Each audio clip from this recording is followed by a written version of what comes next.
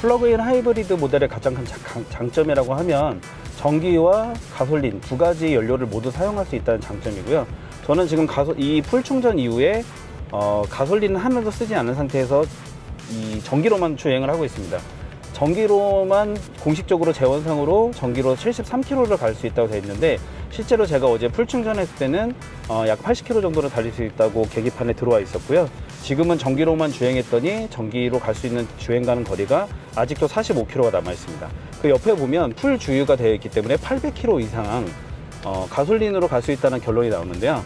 그러면 가솔린과 전기를 모두 합쳐서 무려 880km에 가까운 거리를 주행할 수 있다는 결론이 나옵니다. 그래서 저는 지금 도심 주행을 하고 있고, 여기 보시면 신호가 많고 막히는 도로이기 때문에 굳이 가솔린을 쓸 필요가 없습니다. 그래서 전기 모터를 통해서 지금 전기로만 온전히 주행을 하고 있고요. 이 경우에는 실내 정숙성이 굉장히 확보가 되다 보니까 가족들과 대화를 나누면서 다니기도 좋은 공간이 되고, 저는 이 하만카돈 사운드 시스템도 굉장히 좋게 보거든요. 하만카돈 사운드 시스템의 그런 프리미엄 사운드에 풍부한 사운드를 느끼면서 조용하게 주행하는 것도 도심에서는 전기로만 주행하는 것을 추천드립니다. 그리고 고속도로에서는 가솔린 연료에 대한 그런 높은 가솔린 효율, 그리고 그런 주행 성능에 대해서 많이 이렇게 활용하시면 좋을 것 같습니다. 플러그인 하이브리드 모델은 이처럼 가솔린과 전기 모터를 유분리에 따라서, 도로 환경의 유분리에 따라서 선택할 수 있다는 장점이 있고요. 가장 좋은 건 아무래도 전기 모터로만 73km나 무려 주행할 수 있게 되면서 일상생활이나 도심 출퇴근용으로는 전기 모터만으로도 주행이 가능하기 때문에 이런 부분을 잘 살려서 굉장히 높은 전비 효과를 누리시는 것도 좋을 것 같습니다. 오늘 시승하고 있는 모델은 5시리즈 플러그인 하이브리드 모델인 530E 모델입니다.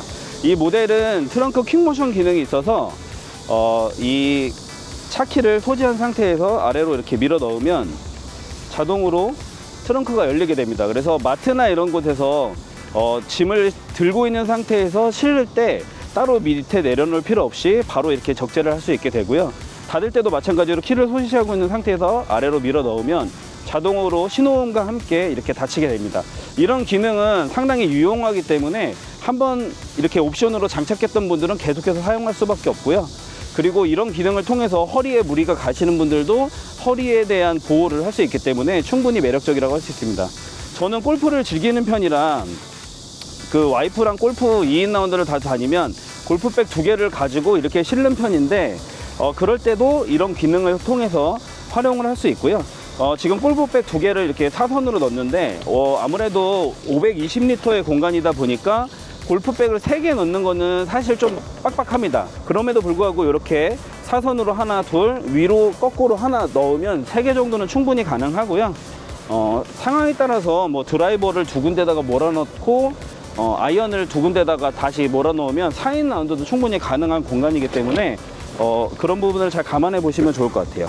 5시리즈가 작년에 신차가 출시되면서 사이즈가 길어졌기 때문에 예전 7시리즈가 이제는 숏바디 모델이 없지만 5시리즈가 이전보다 커졌기 때문에 숏바디, 기존 7시리즈 숏바디 모델의 역할을 하게 되고, 지금 여기 보시면 완속 충전이 가능한 충전기도 있거든요. 이렇게 충전기가 마련되어 있어서 완속 충전을 어디를 놀러 갔을 때도 이렇게 과금형으로 꽂아 놓을 수 있는 컨센트만 있다 그러면 이렇게 완속 충전기를 넣을 수 있습니다. 요번에 플러그인 하이브리드 모델이 출시되면서 트렁크 공간이 좀 많이 협소해지지 않을까 생각을 했는데 520리터의 공간이라 예전같이 좀 불편함은 없을 것 같고요. 아까 말씀드린 대로 이렇게 골프백을 싣고 나서 아래로 탁 쳐놓으면 다시 잠기고, 이런 부분은 상당히 편리하다고 할 수 있을 것 같습니다. BMW 5 시리즈는 대부분의 기능을 터치패드를 통해서, 터치 스크린을 통해서 할 수 있고요. 보시면 물리 버튼이 거의 없습니다. 이쪽에 있는 것도 엄연히 물리 버튼이긴 하지만 돌출형이 아니기 때문에 물리 버튼은 엄연히 스타트 앤 스탑, 그리고 오토홀드, 파킹 정도가 있고요. 나머지는 이렇게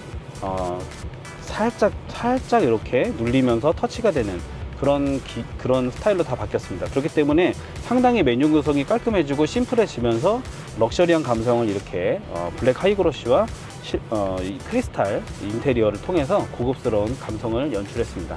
심플한 게 가장 베스트라는 말이 있죠. 그래서 어쨌든 굉장히 매력 있는 공간으로 바뀌었고요. 앞쪽에는 두 개의 스마트폰을 이렇게 무선 충전하면서 갈 수 있게 연결을 해놨고요. 그래서 두 명의 이제 운전석과 동승석에서는 스마트폰을 이렇게 세로로 밀어 넣어서 편안하게 충전하고 미끄럼 방지 패드가 있기 때문에 지금처럼 주행할 때도 아니면 고속도로에서 고속 주행을 할 때도 충분히 이렇게 미끄럼 없이 잘 활용을 할 수가 있습니다. 전체적인 공간이 심플해지면서 굉장히 공간 활용은 좋아졌다고 판단이 되고요.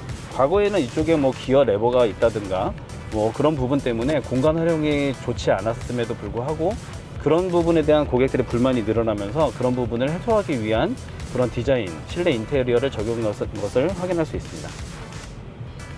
시트 컴포터 기능도 이렇게 활용을 할 수 있는데요.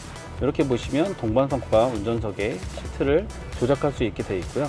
보시면 좌석 위치라든가 그 다음에 컴포트 세팅 이런 부분을 할 수 있습니다. 운전석은 더 많은 세팅이 가능하고 자동 위치 조절이라든가 편의 하차 기능, 이거는 이제 말 그대로 시동을 끄고 내릴 때 시트가 자동으로 뒤쪽으로 젖혀지는 기능인데 뭐 선호하시는 분들도 있고 선호하지 않는 분들도 있지만 분명히 내리기에는 상당히 편안하고 착석한 이후에도 시트를 조절해 주기 때문에 이런 편의 하차 기능은 잘 활용해 보시는 것도 좋을 것 같습니다.